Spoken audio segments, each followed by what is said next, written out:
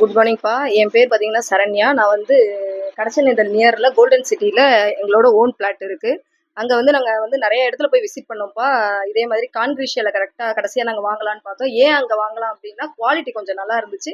2வது பார்த்தீங்கன்னா, டெமோ வந்து எல்லா இடத்துலயுமே டெமோன்றது வந்து டக்குன்ட்டு குடுக்க மாட்றாங்க, யோசிக்கிறாங்க. ஆனா இவங்க பார்த்தீங்கன்னா, யா எந்த நேரம் நம்ம என்ன கேட்டாலும் டக்குன்னு டெமோ எடுத்துட்டு வந்து குடுக்குறாங்க.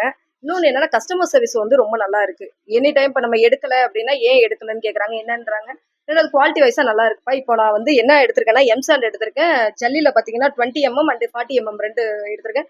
எல்லாத்துலயும் பார்த்தீங்கன்னா 3 யூனிட் எடுத்திருக்கேன். நல்லா இருக்கு குவாலிட்டி வைஸா. இப்ப என்னன்னா, லாரில வந்து கொட்டுறவங்க கொட்டிட்டு போயிருவாங்கப்பா. மித்த இடத்துக்கும் இப்ப இங்கேக்கும் உள்ள டிஃபரன்ஸ் என்ன அப்டின்னா, லாரில நம்ம சொல்றோம் அப்டின்னா வந்து கொட்டிட்டு போயிருவாங்க. ஆனா இவங்க என்னன்னா, கஸ்டமர் சர்விஸோட நமக்கு கூட வரை நின்னு 2வது அந்த 1/2 யூனிட் சொன்னேன் பார்த்தீங்களா? நெறைய பேருக்கு லாஸ் ஆகுறது என்ன சொல்லுவாங்கன்னா, 3 யூனிட்ன்னு சொல்லுவாங்க.